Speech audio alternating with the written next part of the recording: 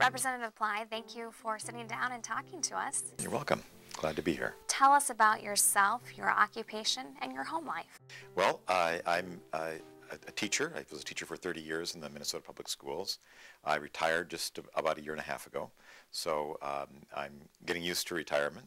And one of the things I decided to do was run for office again. I did serve in the House from 2007 to 2010, and enjoyed my service, and was proud to represent my district, and am proud to do so again. I just recently got remarried. I was married before and divorced, but in December I got married again, and looking forward to a happy family life now that that's taken care of. I also had some major surgery not too long ago, so I'm kind of taking it slow the first couple weeks here at the Capitol, but doing well, and very excited to be back. Well, tell me about some of the issues you're looking forward to taking on this legislative session. Well, as a teacher, of course, education policy is important to me. It's been a number of years since we've been able to pass an education policy bill.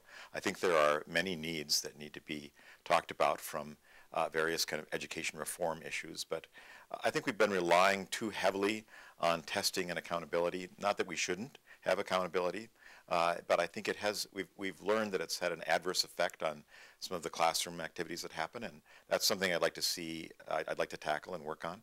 I did work on a bill that I thought was a very positive one called multiple measures, where we look at more than just kind of the pencil paper tests that we've used in the past, but trying to look at growth that students make, and I think those are important issues as well. I was active when I was in the legislature before on energy issues. That's something I'm very interested in again. I'm not on the Energy Committee this time, but I am on the Environment and Ag Finance Committee, and hope to deal with some of those issues there.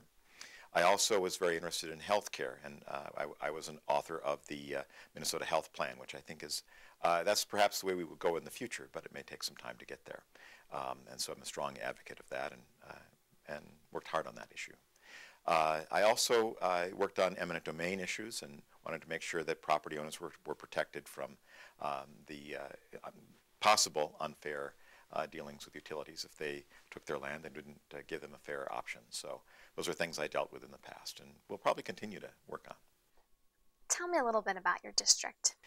It's a new district as of redistricting, as many of them are, and the population center would be Northfield, where there are two private colleges, two very highly thought of private colleges, St. Olaf and Carleton.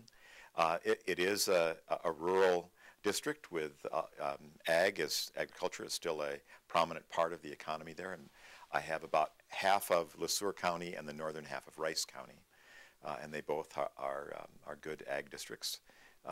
Both concerned about education, as I talk to school districts as well, the K-12 part of that.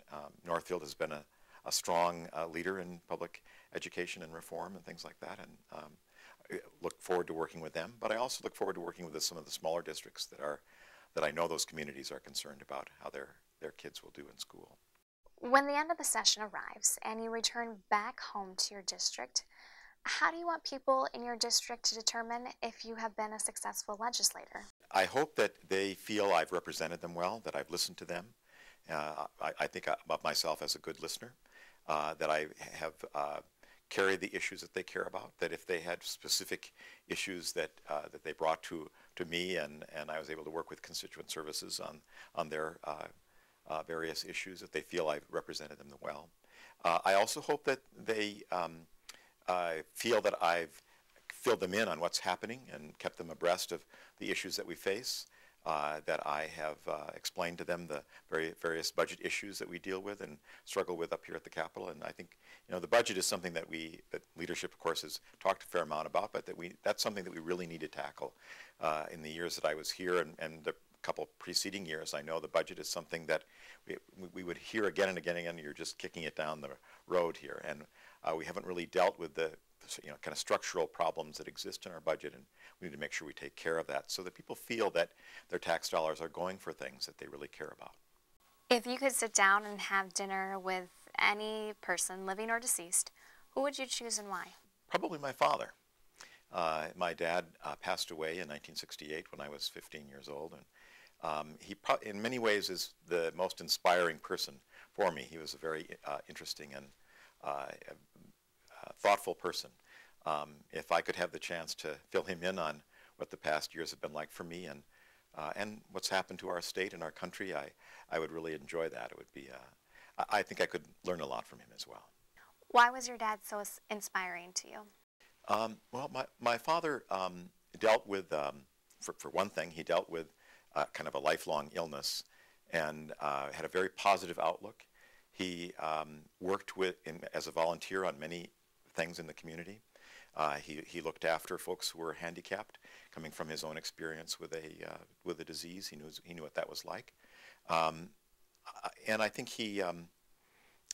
that positive outlook, that way of looking at the world as though there are things we can do to help each other, and we ought to do them. Well, those are things I think that he passed on to me that I still carry with me today. Representative Bly, is there anything else you'd like to add about the upcoming legislative session? I think it's going to be a challenge, more challenging perhaps than people think at first glance. Although we, as Democrats, are in the majority in both houses and have the governorship, people expect us to do something. And we ran on that issue that we were going to make government work. And I think that's our big challenge. Can we do that? Can we make sure that we deliver for the people of Minnesota? And they'll have a chance to weigh in on that in 2 years, see whether or not they want to continue with this kind of undivided government. And I hope that we can fulfill that and do it in a fair and just way.